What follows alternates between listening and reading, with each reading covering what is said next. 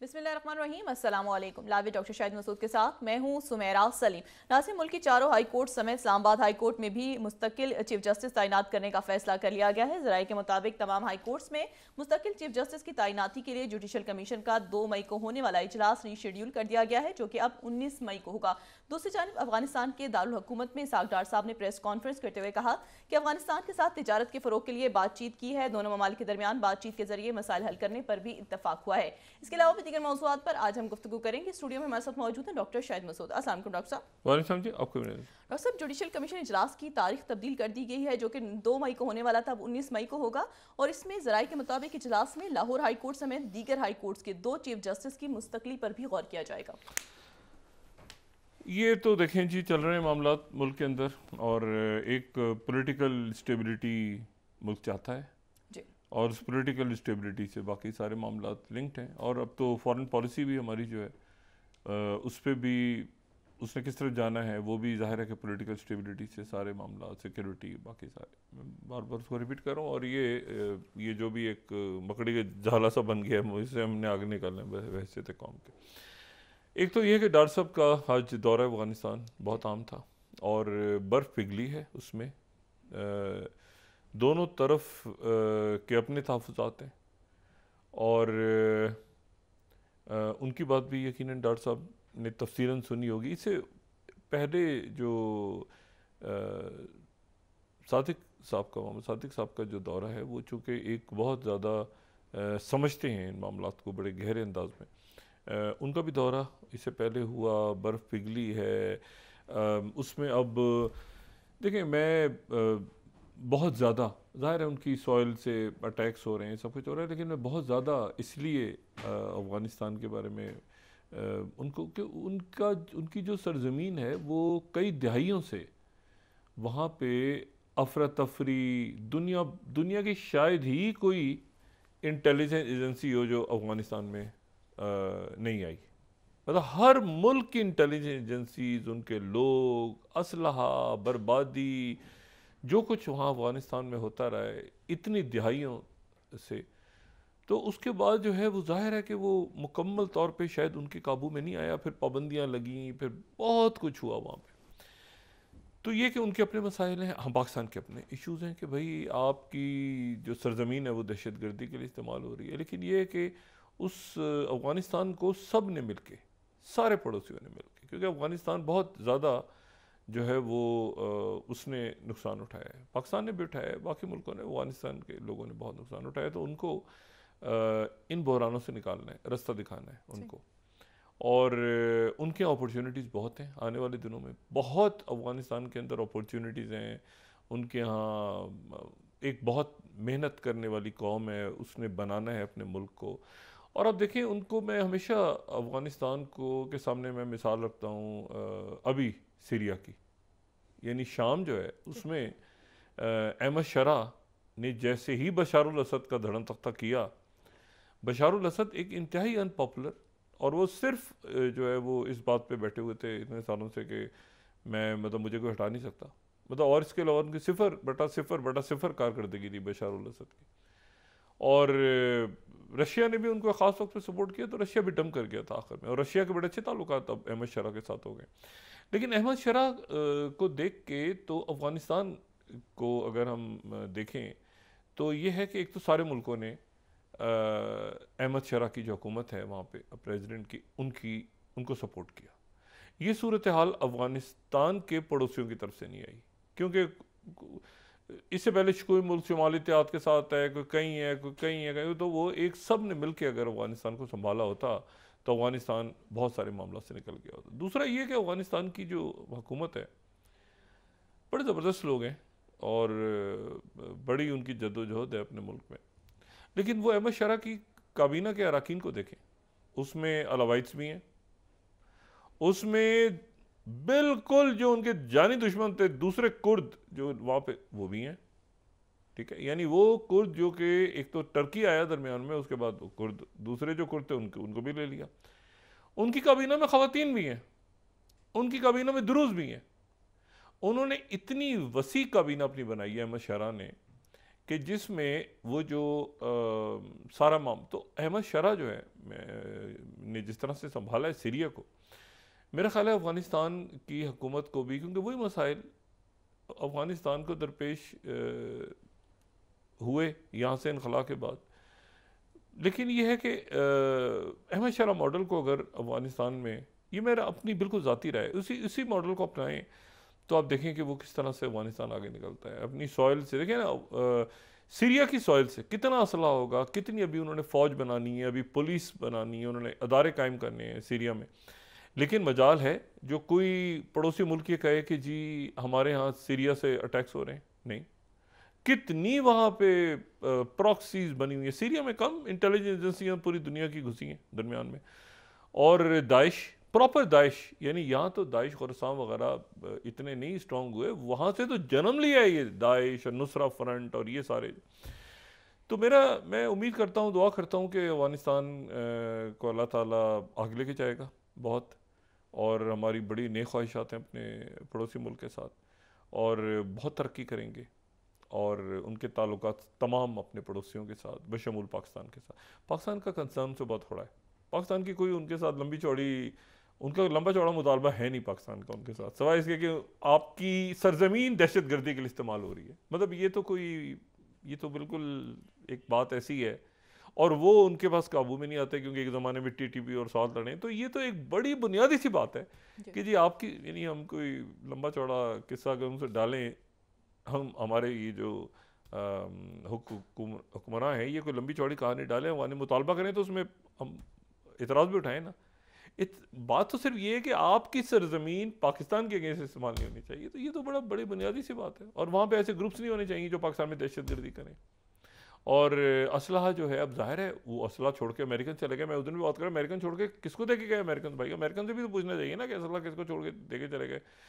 तो वो जो है वो अब मेरा ख्याल है आहिस्ता आहिस्ता ये जो तलखी थी ये कम होगी, और वहाँ पर जो हुकूमत है वो भी दुनिया के साथ अपने आप को, देखें ना रशिया ने उन पाबंदियाँ हटाई हैं, बाकी मुल्क भी उनके साथ रब्ता कर रहे हैं, लेकिन उतना नहीं कर रहे जितना उन्होंने।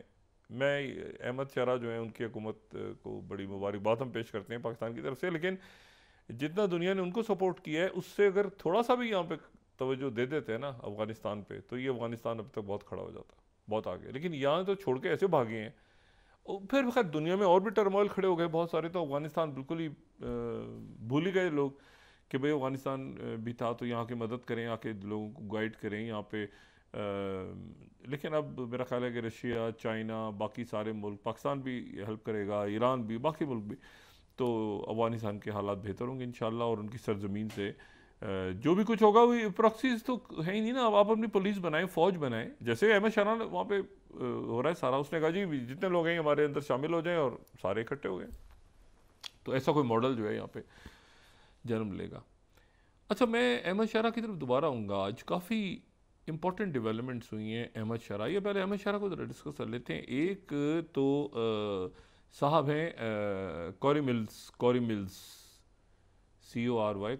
Carry mills. ये जो कॉरी मिल्स हैं, ये कॉरी मिल्स जो हैं ये अमेरिकन फ़ौज में भी रहे, और उसमें अमेरिकन फ़ौज से फिर ये रिटायर जब हुए तो इन्होंने जो है वो डिनकोर, जो कि एक प्राइवेट कॉन्ट्रैक्टर फर्म है, उसमें ही शामिल हो गए, और उसमें फिर ये अफ़गानिस्तान भी आए एज अ प्राइवेट कॉन्ट्रैक्टर, और फिर ये इराक भी रहे, मुख्तलिफ जगहों पे रहे।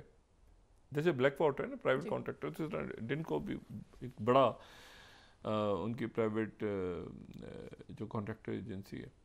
और फिर ये सीरिया में भी रहे, और काफ़ी जगहों पे ज़ाहिर है, और बड़े मतलब जानदार किस्म के, दबंग किस्म के आदमी हैं। अब ये जो है ये प्रेसिडेंट ट्रम्प के बड़े करीब हैं, और प्रेसिडेंट ट्रम्प का जो पहले जो टेन्योर था उसमें जो डिफेंस बोर्ड था उसके ये मेंबर बन गए थे, और ये कांग्रेसमैन है, ये रिपब्लिकन कांग्रेसमैन है। ठीक है, तो एक तो ये हो गए।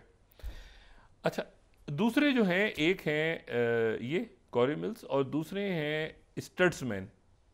अच्छा, स्टड्समैन जो हैं ये हैं वो फ्लोरिडा से हैं, ये जो हैं ये मेरे ख्याल से नॉर्थ कैरोलिना से हैं। ये हैं ये भी रिपब्लिकन है, और ये हाउस के मेंबर हैं। अभी दोनों शख्सियात पहले अमेरिकन हैं, रिपब्लिकन नुमाइंदगान जो आज दमिश्क पहुंचे हैं और जिनकी अहमद शरा से मुलाकात हुई है। और अहमद शरा से इनकी मुलाकात हुई है और बल्कि इन्होंने कहा कि मिस्टर वही मना रहे हैं। और उसके बाद इन्होंने वहाँ पे अहमद शरा से मुलाकात की, रिपब्लिकन, ट्रम्प के करीब कांग्रेसमैन और हाउस के, ठीक है। तो दो जो इन्होंने फिर सैर की है वहाँ पे, और वहाँ पर जो पुराने गिरजे हैं उनका दौरा किया है, और इधर गए हैं उधर गए हैं, घूम रहे हैं सड़कों पे, वो बड़ा इन्जॉय किया है इन्होंने। फिर वहाँ के जो वहाँ के जो क्रिश्चियन तो ये मौजूद हैं वहाँ पे। ये बड़ा ब्रेक थ्रू हुआ है, यानी इस तरह से कि अमेरिका वहाँ पे चला गया। और ये जब गए हैं तो उससे पहले वो ऐलान आ गया था कि सीरिया से अमेरिका जो है अपनी फ़ौजों को विड्रॉ कर रहा है। 2000 की जगह अब सिर्फ 1000 फ़ौज रहेगी अमेरिका की सीरिया में। साथ ही वो अनाउंसमेंट हुई, साथ ही जो है वो ये अनाउंसमेंट हुई। लेकिन इस दौरान पिछले 24 घंटों में एक और मुलाकात अहमद शरा की हुई है जो मेरा ख्याल से बहुत इंपॉर्टेंट है। और मैं मतलब खुदा का शुक्र अदा करता हूँ कि ये मुलाकात हुई है। मतलब बहुत कम मुलाकातें ऐसी हैं जिसके ऊपर आदमी कहता है कि ये वो मुलाकात है जिसका मैं इंतज़ार कर रहा था और मैं दुआ कर रहा था कि मुलाकात हो जाए। और वो हुई है अहमद शरा की, जो कि सीरिया के सदर हैं। उनकी मुलाकात हुई है कतर में इराक के वजीर आज़म शिया सुदानी के साथ, और अमीर कतर दरमियान में थे। अमीर कतर ने मुलाकात करवाई है अहमद शरा की और शिया सुदानी की कतर में। इसकी मैं दुआ क्यों कर रहा था और इस मुलाकात को मैं सबसे अहम मुलाकात समझ रहा हूं, उसकी वजह यह है कि Ahmed Sharaa al-Qaeda, Nusra Front, Daesh, Syria, तवील बॉर्डर, इराक, शिया सुदानी, अहले तशी, अलावाइट्स जिनको हटाया अहमद शरा ने। तो बस इससे ज़्यादा मैं बात नहीं करना चाह रहा। लेकिन शिया सुदानी की जो कि इराक के वज़ीर आज़म हैं, उनकी मुलाकात होना अहमद शरा से कतर में, ये मेरा ख्याल है कि वो जो भी दुनिया में समझ रहे थे कि यहाँ के सेक्टेरियन वायलेंस होगा, भाइयों को भाई से लड़वाएंगे, गर्दनें कटेंगी दोबारा, अब लोगों ने, मैं आपको बताऊं, ये पिछले कुछ अरसे में, अच्छा चूँकि शिया सुदानी बहुत करीब थे बशारुल असद के, तो अहमद शरा ने कहा है कि जितना वो करीब थे उससे ज़्यादा हम आपके करीब होंगे अब इराक के, ठीक है। तो ये एक मेरे ख्याल से कि बहुत इस मुलाकात को और इस ताल्लुक़ को जो कि कतर ने करवाया, कतर में मुलाकात हुई है, तो ये इसको बड़ा डाउन प्ले किया है सबने। लेकिन मेरे नज़दीक ये मुलाकात सबसे अहम है, क्योंकि वो जो फितना खड़ा करने की कोशिश हो रही थी इस खत्ते में, दोबारा वो भी दम तोड़ गई, अमेरिकन भी आ गए। ऐसा ये मुसलसल जो है अहमद शरा पुतिन से राब्ते में। अच्छा, इसी दौरान जो है थोड़ी देर पहले ईरान और अमेरिका के मुज़ाकरात का दूसरा राउंड जो कि रोम में होना था, वो हुआ और ख़त्म हो गया। और स्टीव विटकॉफ वहाँ पे, और साथ उनके ओमान का जो डेलीगेशन है वो पहुँच गया था आज सुबह। क्योंकि ये बात मैंने पहले की थी कि ओमान के लोग ही दरमियान में सालसी का किरदार अदा करेंगे। तो ईरान के वज़ीर ख़ारजा अब्बास अरक्ची, वो और स्टीव विटकॉफ के दरमियान मुलाकात हुई और मुलाकात ख़त्म हो गई और मुस्बत रही, मुस्बत रही। ये ज़हन में रखें कि इस दौरान, ये एक हफ्ते के बाद हुई है ना, इससे पिछले हफ्ते मुलाकात हुई थी ओमान में, पिछले हफ्ते हुई थी मुलाकात ओमान में। और ओमान में मुलाकात हुई थी तो ये हुई थी कि उस वक्त ये बहस चल रही थी कि डायरेक्ट होंगी, डायरेक्ट होगी, डायरेक्ट होगी, इनडायरेक्ट होगी। तो हमने बताया था, डिस्कस भी किया था कि एक कमरे में वो बैठे थे, कमरे में आखिर में सलाम दुआ हो गई थी, तस्वीर उससे नहीं उतरी थी। लेकिन और ओमान के लोग ही दरमियान में सालिसी कर रहे थे। अब आज जो मुलाकात हुई है, इस एक हफ्ते में क्या हुआ है? इस एक हफ्ते में ये हुआ है कि ईरान के वजीर खारजा गए हैं मॉस्को पुतिन के पास, और सर्जेई लेवरोव के साथ उन्होंने प्रेस कॉन्फ्रेंस की और पुतिन से उनकी तवील मुलाकात हुई है।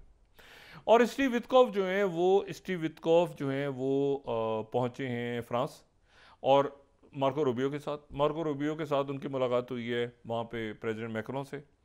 इसी दौरान इटालियन प्राइम मिनिस्टर गई हैं, उनकी ट्रंप से मुलाकात हुई है। ट्रंप ये ट्रेड वॉर में ठंडे हो गए हैं, बल्कि कल तो ट्रंप साहब ने अजीब ही बात की है रात को। वो कहते हैं बड़ी जल्दी हमारी चाइना से बातचीत शुरू होने वाली है, I am looking for good deal. मैं अच्छे मामला चाह रहा हूँ, शी जिनपिंग इतना हमारी कोई दुश्मनी थोड़ी है शी जिनपिंग से। तो वो ऐसा आहिस्ता ट्रंप साहब जो हैं वो मतलब है कि वो हटो बचो कर पीछे हट रहे हैं वो भी, ठीक है। उन्होंने कहा बड़ा अच्छा दोस्त है मेरा, ये तो चलती रहती हैं चीज़ें मुझे, ये ट्रेड वॉर फलाना ढिमाकना, देखिए ना हमारा भी तो नुकसान हो गया, उनका भी तो हो गया फलाना। तो वो आहिस्ता आहिस्ता वो बात आगे चल रही है। लेकिन ये कि इस दौरान ईरान ने कंसल्टेशन की मॉस्को से, सऊदी अरेबिया के वजीर दिफा का की आमद हुई तेहरान, और वो ख़त लेकर आए शाह सुलेमान का, ठीक है, जो शहजादा खालिद बिन सुलेमान आए और वो रहबर से मिले। ये सारी इस हफ्ते डेवलपमेंट्स हुई हैं। और इसी दौरान जो मार्क रूसी हैं जो कि IAEA के सरबराह हैं, वो भी ईरान का दौरा उन्होंने भी किया। तो ये बड़ी तेज़ी के साथ ये सारे मामला इस हफ्ते हुए। और स्टीव वित्कॉफ ने इस दौरान जो है वो मैक्रोन से और बाकी लोगों से उन्होंने बात की, और साथ ही इस हफ्ते ये भी हुआ कि यूक्रेन की मिनरल्स की डील साइन हो गई, जिसका मुसव्वदा इस वक्त हमारे हाथ में है। और ये जो है इसके ऊपर ये सेकंड स्लाइड हम दिखाएं तो इसके ऊपर secretary US department of treasury ने साइन किए हुए हैं अमेरिका की तरफ से, और फर्स्ट डिप्टी प्राइम मिनिस्टर जो हैं यूलिया सेवरदिंको, इनके साइन हैं यूक्रेन की जानिब से। और ये जो है ये इब्तिदाई मुसव्वदा है मिनरल्स का, और मिनरल्स इस तरह से कि एक इन्वेस्टमेंट फ़ंड बनेगा और उसके अंदर ये पैसे जाएंगे। तो ये जो है ये अल्टीमेटली जो है ये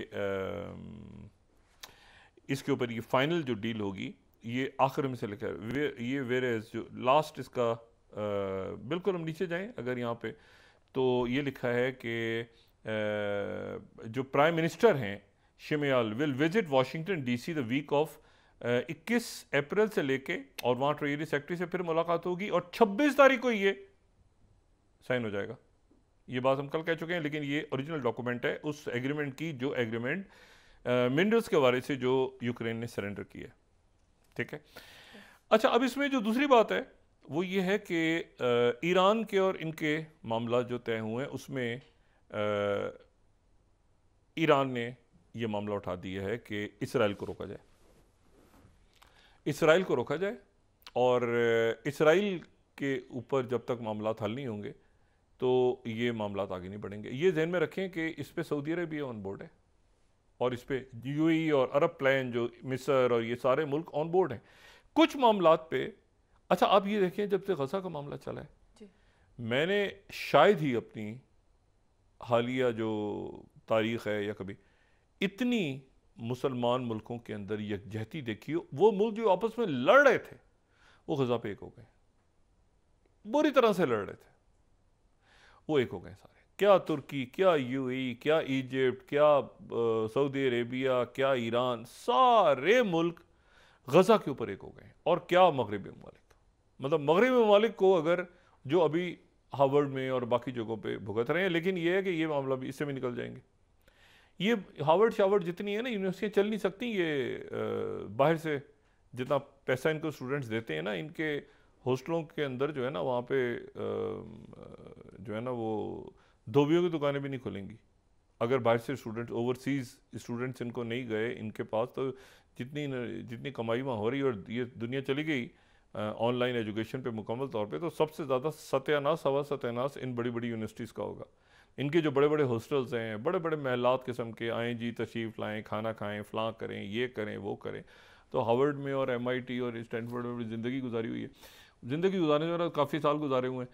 तो ये या तफ्स में तो बात ये है कि वो बड़े ज़बरदस्त हैं, लेकिन वो चलते बाहर के, अच्छा एक तो उनका अपना पैसा है, फिर उनके अपनी इंडोमेंट से पुराने अदारे हैं वो, लेकिन ये कि बाहर के स्टूडेंट्स को लोकल के लिए कुछ और होता है, बाहर से कोई इंडिया से आ रहा है, कोई पाकिस्तान से आ रहा है, कोई कतर से आ रहा है, कोई सऊदी अरेबिया से आ रहा है, कोई बांग्लादेश से आ रहा है, कोई यूएई से आ रहा है, उनके लिए कुछ और उनके जो हैं वो उनकी फ़ीस भी डिफरेंट होती है और उनका रहना सहना उसमें बड़ी कमाई करते हैं वो। अब इशू ये सारा कि अगर ये बंद कर देते हैं वीज़े और ये नहीं है वो, भाई नखरे क्या दिखा रहे हैं? आपको पैसे दे के स्टूडेंट्स आते हैं आपके पास, ठीक है ना? स्टूडेंट वीज़े कैंसिल करो, फलां करो, ये करो, ढिमाक ना, तो यहाँ से मेरे ख्याल से इससे भी वापसी होगी, इससे भी वापसी होगी ट्रम्प साहब की। अच्छा, अब ये है कि तो एक तो बात ये हुई कि ये अब क्या होगा? मुज़ाकरात तो हुए ईरान के और अमेरिका के, स्टीव वित्कॉफ के और जो अब्बास अरगची और ख़त्म हो गए। What next? नेक्स्ट ये कि ईरान ये कह रहा है कि जी 2015 में जो मुआहदा हुआ था ओबामा दौर का, ठीक है, उसके ऊपर आगे चला जाए। अच्छा, अमेरिका की तरफ से क्योंकि डबल बातें होती रही हैं, कभी ट्रम्प ने ख़त्म कर दिया, नहीं फिर शुरू कर रहे हैं, फिर ख़त्म हो गया, फिर आगे कर रहे हैं, कभी इसराइल को आंख मार दी, अच्छा जी पूरी दुनिया की फ़ौजें जमा होनी शुरू हो गई कि हमला होगा ईरान पे हमला होगा, अच्छा जी उसके बाद फिर न्यूयॉर्क टाइम्स ने खबर छाप दी कि जी वो तो हमले का आखिरी मिनट पे ट्रम्प साहब और तुलसी गैबर्ड और सारे के सारों ने कहा नहीं, हमला हमें नहीं करना चाहिए। तो एक वहाँ पर कन्फ्यूजन है ओवल ऑफिस के अंदर, और वो जाहिर भी हो रहा है। पूरी दुनिया के ट्रेड वॉर छिड़ दी, उसके बाद हर मुल्क से बात करेंगे, वही किससे 75 मुल्कों से क्या बात करेंगे 90 दिन में 12। अब ये है कि वो उन्होंने ये, और मैं पहली बात करूँ कि स्टीव वित्कॉफ जो है कमाल की शख्सियत बन के उभरे हैं, जो कि अमन और शांति की बात करें और कैरियर डिप्लोमेट भी नहीं है, वो ज़बरदस्त आदमी है। अच्छा, उन्होंने जो है वो 2-3 बातें उन्होंने ईरान ये कह रहा है कि जी आप इसराइल का मामला भी हल कराएं और हम जो है वो नहीं जाएंगे, अपने हथियार नहीं ख़त्म करेंगे, मतलब हम यहाँ से इनरिचमेंट नहीं ख़त्म करेंगे। और ईरान को प्रोवोक करने में बहुत बड़ा रोल है नेतन्याहू का। नेतन्याहू जब पिछली मुलाकात में, ये नेतन्याहू में बैठा हुआ था, रॉन डैनवर भी इनके साथ था, रॉन डैनवर की रात को मुलाकात हुई है, मैंने कल भी बात की थी कि रॉन डैनवर की और डेविड जो बार्निया जो मोसाद का सरबराह है उसकी मुलाकात हुई है स्टीव वित्कॉफ से। लेकिन जो बात की थी वहाँ पे नेतन्याहू ने कहा था कि जी ईरान का जो न्यूक्लियर है, उस न्यूक्लियर को बिल्कुल उस तरह से हमें टैकल करना चाहिए जिस तरह से हमने टैकल किया था, या जिस तरह से दुनिया ने टैकल किया था लीबिया को। अच्छा, अब ये एक बड़ी ये एक खौफनाक, ये मैं यहाँ पे 6 स्लाइड कोट कर रहा हूँ, ये मैं आपको बता दूंगा नेतन्याहू ने क्या बात की थी। 6th, Libya dismantled its own nuclear program, a viable model for Iran, understanding PM Netanyahu's preferred scenario। अच्छा, अब हुआ क्या था, कर्नल कदाफी के साथ हुआ क्या था? 2003 में कर्नल कदाफी इस लारे लप्पे में आ गए थे कि उनके ऊपर से पाबंदियां ख़त्म हो जाएंगी और दुनिया उनका ऑयल ख़रीदेगी लीबिया का, और बुश साहब उनके सदके वारी जा रहे थे, और ब्लेयर और ये सारा जो ग्रुप था। और उसके बाद ये हुआ कि वहाँ पर जो है वो उन्होंने अपने न्यूक्लियर प्रोग्राम को ख़त्म कर दिया, सिरे से ख़त्म ही कर दिया। उन्होंने कहा न्यूक्लियर नाम की कोई चीज़ है ही नहीं, पीसफुल हथियार ये वो सारे ख़त्म कर दिए। और ये जो है ये मैं 2003 के आपको ज़रा 3 न्यूज़पेपर्स दिखाना चाह रहा हूँ। सेकंड, इंडिपेंडेंट 2003 का, Libya gives up nuclear and chemical weapons. फिर वॉशिंगटन पोस्ट, ये तीनों जो हैं ये 20 दिसंबर 2003 के न्यूज़पेपर्स हैं। वॉशिंगटन पोस्ट 20 दिसंबर 2003, Libya's Gaddafi promises to give up banned weapons. और फिर 4th स्लाइड, न्यूयॉर्क टाइम्स 20 दिसंबर 2003, Libya to give up arms programmes Bush announces, इन्होंने अनाउंस किया। और जनाब मुलाकातें हुई बहुत ज़बरदस्त, ये वो सारा कुछ कर कर उसके कुछ अरसे के बाद चंद साल गुजर गए आगे जाके, और चंद साल जब गुजरे तो वही नेटो और वही अमेरिका उन्होंने लिबिया को निशाना बनाया। और लिबिया को निशाना बनाने के बाद कर्नल कद्दाफी के जो ओपोनेंट्स थे उनको सपोर्ट किया, और कर्नल कद्दाफी को बहिमाना अंदाज में उनके जो रेबल्स थे उन्होंने कत्ल किया सड़कों पे, वो मनाज़िर हमारे सामने हैं। और उसके बाद जो है वो कहा ही जाता है कि शुमाली कोरिया ने जो अपना न्यूक्लियर तेज़ किया, अमेरिकन ही कहते हैं कि शुमाली कोरिया ने जो अपना न्यूक्लियर प्रोग्राम तेज़ किया, वो कर्नल कद्दाफ़ी, ये ट्रंप आए थे ना कि ख़त्म कर दें, आगे कर दें, पहले उसमें देखें आगे गुडी गुडी एक बड़ी सुहानी दुनिया की तरफ चलते हैं, तो वो जो किम जोंग यूंग हैं उनके जहन में हमेशा कर्नल कद्दाफ़ी का अंजाम रहा है। और ये इसके ऊपर एक बड़ा आर्टिकल 2017 में आया था, 5th, ये मैं कोट करूँगा कि how the miserable death, 5th, how the miserable death of Moammar Gaddafi factors into Kim Jong Un's nuclear ambitions, कि वो उसके जहन में, चूँकि हमेशा ये है कि अमेरिका जो भी बात करते हैं तो भाई चाहे यूक्रेन से, अब उस ज़माने में यूक्रेन नहीं हुआ था लेकिन अब तो यूक्रेन का भी सत्यानाश हो, न्यूक्लियर उनके ख़त्म हो गए। तो ये जो इन्होंने बात की, ये दोबारा से मैं आपको दिखा रहा हूँ कि लिबिया 6 स्लाइड, अगर इसराइल नेतन्याहू को माइंड पढ़ना चाहें तो ये कि भाई ये लिबिया डिसमेंटल कर दे और फिर उसके बाद जो है वो हम आगे चलेंगे, और ये सबसे अच्छा मॉडल है। नेतन्याहू के जहन में ये था कि ये खुद ही ख़त्म कर दें, बाद में जब कुछ होगा ही नहीं तो फिर हम, अच्छा, तो यहाँ पर मामला अटका हुआ है। अच्छा, इसी दौरान जो है वो अब क्या होगा, फिर वही बात, अब क्या होगा, अगले सैटरडे को फिर अमेरिका और ईरान के मुज़ाकरात होंगे, और वो अब होंगे ओमान में।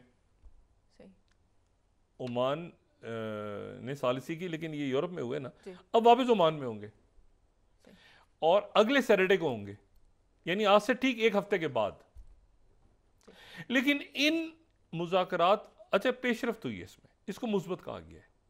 इन मुज़ाकरात के दरमियान 2 चीज़ें और होंगी। एक तो यह है कि क्रेमलिन की तरफ से आज एक ऐलान हुआ है, और वो अचानक हुआ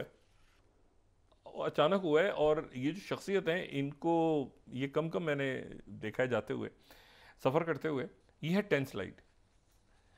ओमान के जो सरबराह हैं वो मॉस्को जा रहे हैं, ओमान जहां मुज़ाकरात होने हैं। ये मैं 10 स्लाइड क्रेमलिन का लामिया यहाँ पे शो आपको बता रहा हूँ, क्रेमलिन की तरफ से जो कुछ देर पहले अनाउंसमेंट हुई है।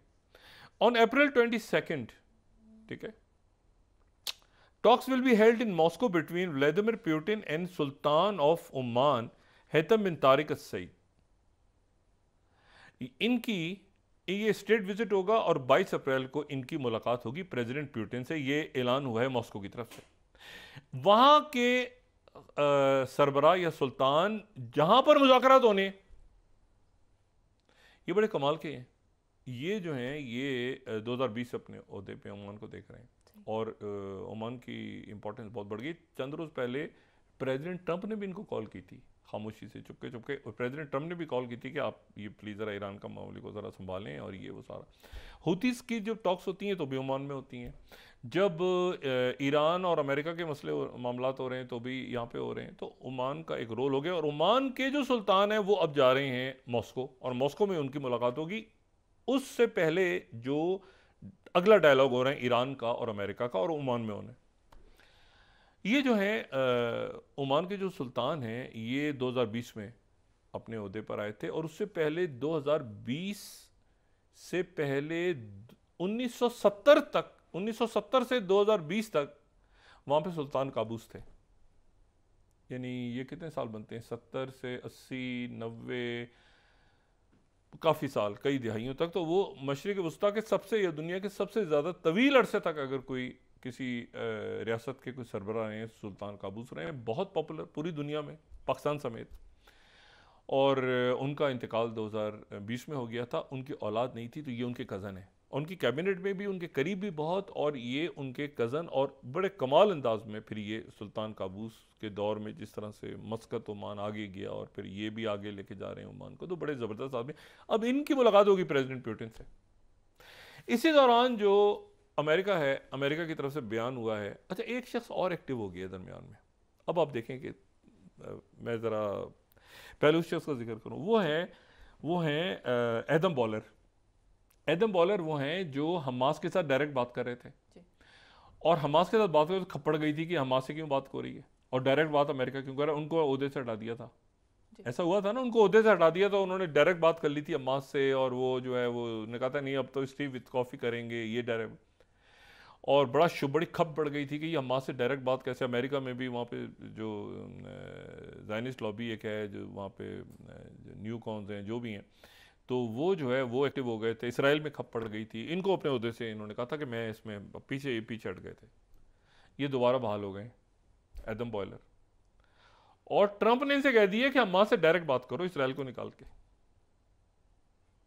हमास से डायरेक्ट बात करो, हमास से खुल के बात करो डायरेक्ट। अगर हम ईरान से बात डायरेक्ट हो रही है तो क्या ये बग झिक झिक डाली हुई है नेतन्याहू ने, हट इसको भी हटाओ। ईरान से डायरेक्ट बात हो रही है ना, नेतन्याहू तो कहीं भी नहीं है, तो अब हमास से भी डायरेक्ट बात होगी।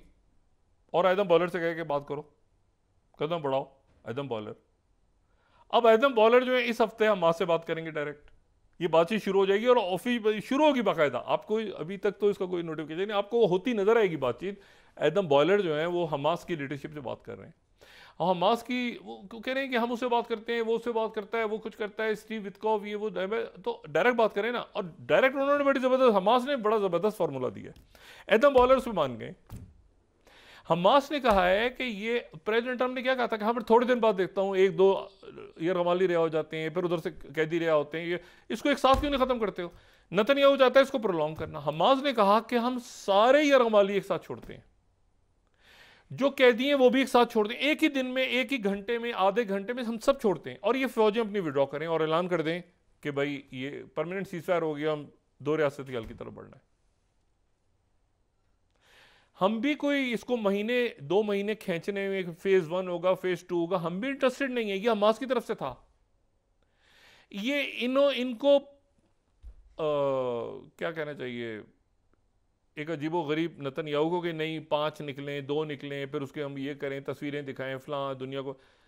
तो एडम बॉयलर इस बात पे तैयार हो गए हैं कि सारे के सारे लोग, हमास जो बात कह रहा है वो तो बिल्कुल सही कह रहा है, ट्रंप कह रहा है वो भी सही कह रहा है बात, हमास वाले सही बात कर रहे हैं। यही तो मैं कह रहा था कि ये क्या हर थोड़े दिनों के बाद एक किस्त में आते हैं, दूसरे किस्त में रहा होते हैं, सबको एक साथ रिहा करो, उधर से भी सारे रिहा हो, एक साथ अनाउंसमेंट हो जाए।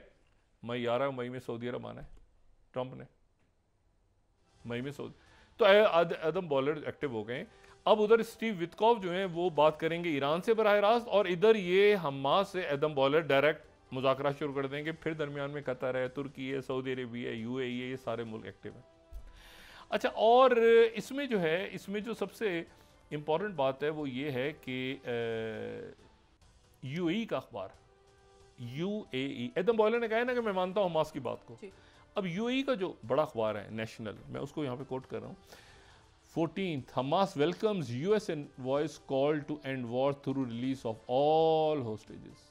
एडम बॉयलर ने कहा है ना, एडम बॉयलर ने कहा है, तो नेशनल ने फिर इसको भी थोड़ी देर पहले वो कहा है कि भाई ये बड़ी ज़बरदस्त बात की है एडम बॉयलर की कि सारे इशू को एक साथ ख़त्म करके एडम बॉयलर एक्टिव हो गए। मैंने आपने कहा ना, एडम बॉयलर जो हैं वो एक्टिव हो गए दोबारा। अच्छा, और ये जो है, ये इसमें एडम बॉयलर के एक्टिव होने का मतलब ये है कि अब उन्होंने बात की कि सारे, जिस तभी तो जवाब दिया है हमास ने कि सारे लोगों को एक साथ रिहा किया जाए।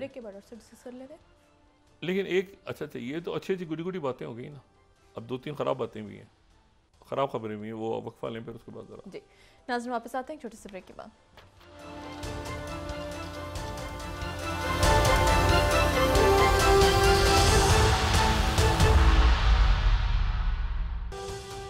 वेलकम बैक नाज़रीन। डॉक्टर साहब, मुस्लिम लीग के सदर और वज़ीर-ए-आज़म साहब ने मुतनाज़ा केनाल मंसूबे पर पीपल्स पार्टी के तहफ़्फ़ुज़ात दूर करने की हिदायत कर दी हैं। ये मामला हल होना चाहिए जी। ये मैन मेड क्राइसिस खामखा में खड़ा किया हुआ है इस मुल्क में, और ये इतने इश्यूज़ हैं, इतना कुछ हो रहा है दुनिया में, और उसमें ये क्या मामला लेके बैठ गए। और मेरा ख्याल है कि कोई ना कोई बैठ के बात हल होगी। ये कोई अब मैं क्या इस पर तबसरा करूँ। मैं आपको सिर्फ ये एक बात बताऊं कि ये देखें, कल भी मैंने बात की थी कि कोंगो में वो रेयर अर्थ मिनरल्स का मामला तय हुआ है, और वहाँ पे एरिक प्रिंस पहुँच गए हैं, क्योंकि वहाँ पर ये रेयर अर्थ मिनरल्स जो हैं, ये दुनिया में आने वाले जो 4th या 5th इंडस्ट्रियल रेवोल्यूशन है, उसमें रेयर अर्थ मिनरल्स, चाहे वो मिसाइल हों, चाहे वो आर्टिफिशियल इंटेलिजेंस हो, चाहे वो स्पेस के अंदर इशू, जो भी जहाँ पर स्मार्टफोन से लेके हर जगह रेयर अर्थ मिनरल्स का खेल है। और रेयर अर्थ मिनरल्स जो हैं, अच्छा मैं आपको एक और यहाँ पे एक बात बताना बड़ा ज़रूरी समझता हूँ कि एक ये देखें ना कितनी खाना जंगी हो रही है म्यांमार के अंदर। म्यांमार में कितनी खाना जंगी है वहाँ पे, ये बांग्लादेश और ये राखीन बॉर्डर और ये सारा म्यांमार। ये म्यांमार जो है इसको पहले बर्मा कहते थे। 1824 में यहाँ जब गोरा आया है, बरतानिया आया, तो उन्होंने इसका नाम, इसको बर्मा कहना शुरू कर दिया। लेकिन बर्मा जो है वो एक वहाँ की एक कौम है, एक आप समझ लें कि एक उनकी एथनिक हवाले से एक उनकी कास्ट है जो कि जिससे ये बर्मा का नाम निकलता है। तो वहाँ पर फिर ये हुआ कि 1989 में फिर जब उसका नाम इन्होंने म्यांमार कर दिया। लेकिन मगरबी मुल्क इसको म्यांमार नहीं कहते, वो बर्मा ही कहते हैं अभी भी। अमेरिका, बरतानिया, कई मुल्क इसको म्यांमार नहीं कहते, बर्मा के नाम से ही पुकारते हैं। अच्छा, बर्मा की मैं आपको सिर्फ ये बात बताऊँ, कितनी खाना जंगी है वहाँ पे, किस कदर लड़ाई हो रही है, खाना जंगी हो रही है वहाँ पर। मुख्तलिफ मलेशियाज़ आ गई हैं, मुख्तलिफ आर्मीज़ और ये सारा। लेकिन म्यांमार की इम्पोर्टेंस क्या है भाई? म्यांमार की भी कोई जियो स्ट्रेटेजिक इम्पोर्टेंस होनी चाहिए ना। तो उसके लिए ज़रा हम रजू करते हैं ये 6 स्लाइड से कि रेयर अर्थ एलिमेंट्स जो हैं वो दुनिया में किन मुल्कों में सबसे ज़्यादा हैं।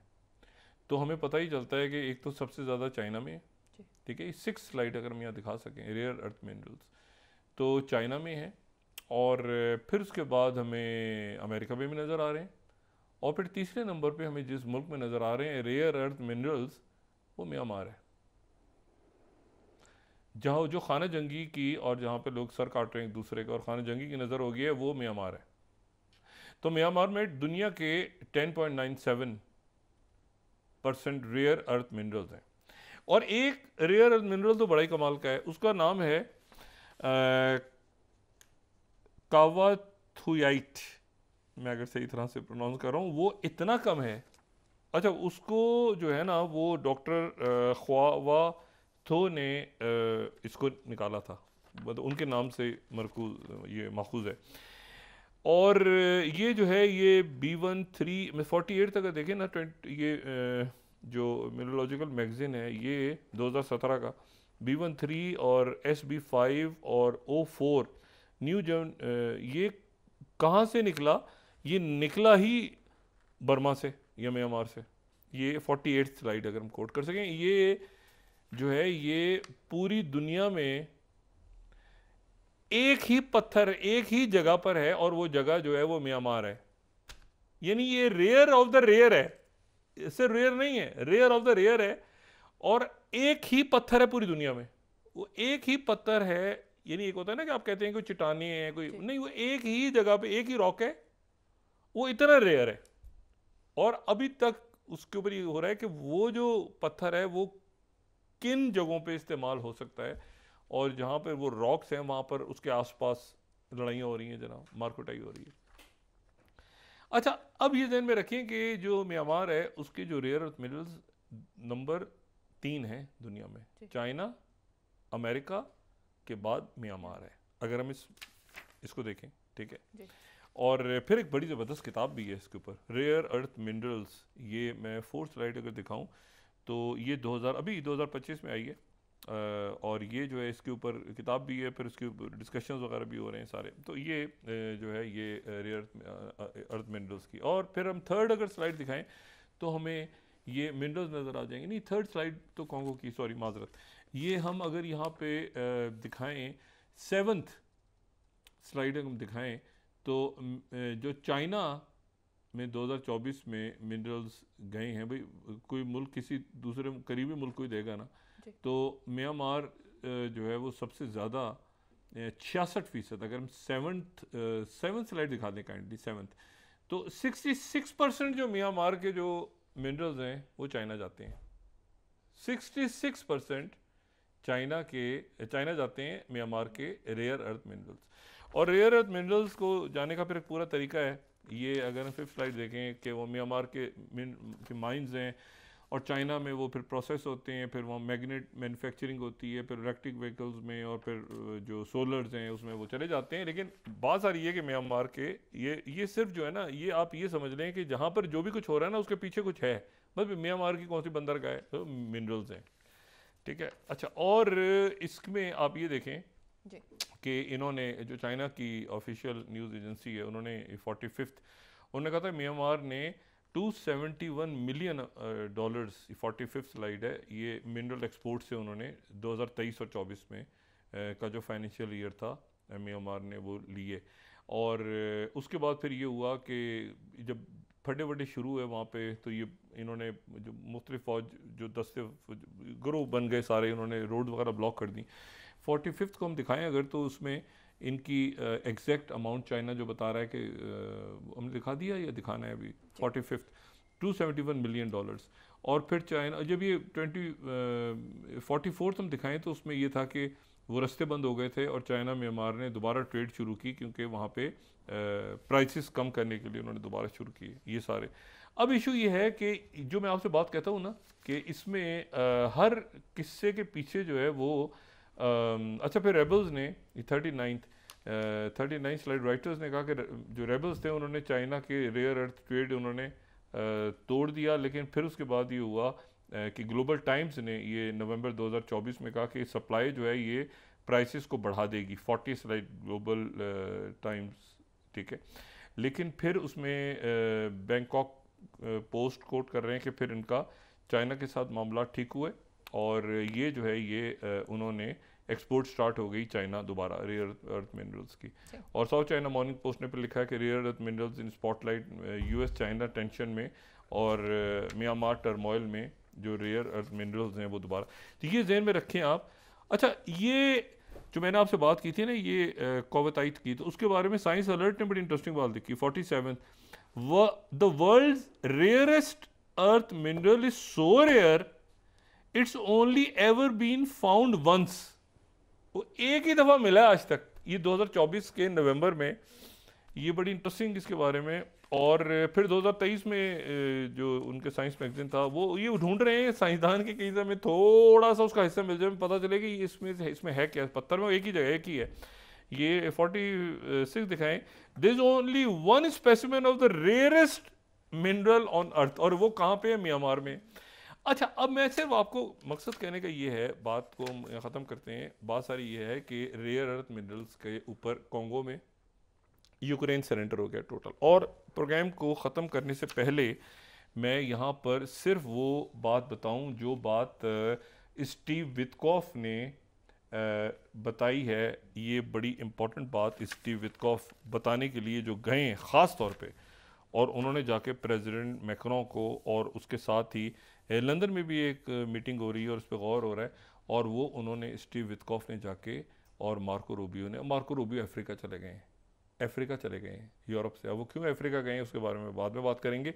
लेकिन CNN जो न्यूज़ ब्रेक कर रहा है वो ये कर रहा है कि भाई 31st स्लाइड CNN ये बता रहा है कि ट्रम्प इंतज़ामिया ने रशिया के कंट्रोल में जो क्रीमिया था उसको यूक्रेन का हिस्सा तस्लीम कर लिया है। This is to inform you, यानी ये सिर्फ यूरोप को बता दिया गया है कि भाई हमने ये तस्लीम कर लिया है, और बाकी जो है वो बाकी जो 4 इलाके हैं उनके ऊपर भी बातचीत वगैरह हो रही है, ठीक है ना। लेकिन ये एक जो इलाका है उसको हमने तस्लीम कर लिया है। ये स्टोरी ब्लूमबर्ग ने भी दी है, ये CNN बाकी सारी दुनिया दे रही है। और फिर जो है ये ब्लूमबर्ग को मैं कोट करता हूँ 27 ये 4 है ना, 5 इलाके थे ना, तो 4 तो US is open to recognise Crimea. अच्छा तो ये इसमें आप देखें लुहांस्क की डोनेत्स्क, उसके बाद ज़पोरिज़िया, उसके बाद एक केरसन। तो ये जो क्रीमिया का इलाका 2014 से उनके पास, 2014 को अमेरिका ने रिकग्नाइज कर लिया। ब्लूमबर्ग को दिखाइएगा please, US is open to recognising Crimea. तो ये उन्होंने क्रीमिया को रिकग्नाइज कर लिया है। ये सरेंडर डॉक्यूमेंट मिनरल्स की चली गई है उनके पास। ये जो बेचैन रूह है इसकी नेतन्याहू की, ये अब मज़ीद बेचैन हो जाएगी क्योंकि हमास के साथ अमेरिका डायरेक्ट टॉक शुरू कर रहा है और ये थ्रू एडम बॉयलर। और अगला जो मरला होगा ओमान में होगा, लेकिन उससे पहले ओमान के जो सुल्तान हैं वो दौरा करेंगे रशिया का और प्रेसिडेंट पुतिन से बात करेंगे। जी ये मैंने आपको म्यांमार के तो खैर लंबी बात है, काफ़ी सालों से चल रहा है, लेकिन म्यांमार की मैंने आपको वजह ही बताई है कि म्यांमार के अंदर रेयर अर्थ मिनरल्स तीसरे नंबर पे दुनिया में मौजूद है म्यांमार में। तो जहाँ पर भी फसाद, दंगा फसाद, लड़ाई, खाना जंगी, ये सारा कुछ हो रहा हो तो उसके पीछे वजह ज़रूर ढूंढनी चाहिए कि क्यों हो रहा है ये सारा कुछ रेयर अर्थ मिनरल्स। जी बहुत शुक्रिया डॉक्टर साहब। नाज़रीन के साथ ही आज का प्रोग्राम अपने इख्तिताम को पहुंचा। मुझे सुमेरा सलीम को इजाज़त दीजिए। अल्लाह निगहबान। जी डॉक्टर साहब। अपने दोस्तों रिश्तेदारों को के लोगों का सब ख्याल रखिएगा। अल्लाह हाफ़िज़।